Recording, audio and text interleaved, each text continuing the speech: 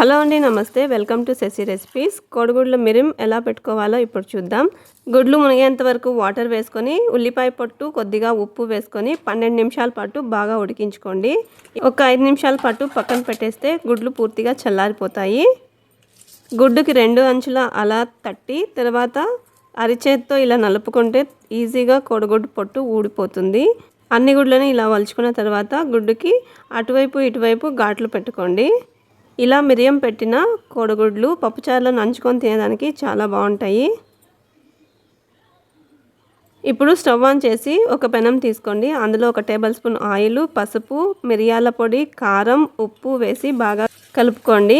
ఇప్పుడు ఇందులోకి ఘాట్లు పెట్టుకున్న కోడిగుడ్లను కూడా వేసి 1 నిమిషం పాటు అలా ఫ్రై చేసుకున్న తర్వాత కొత్తిమీర, కరివేపాకు వేసుకొని ఇంకొక నిమిషం పాటు అలా సన్నని సెగ మీద వాడ్చుకుంటే టేస్ట్ చాలా బాగుంటుంది.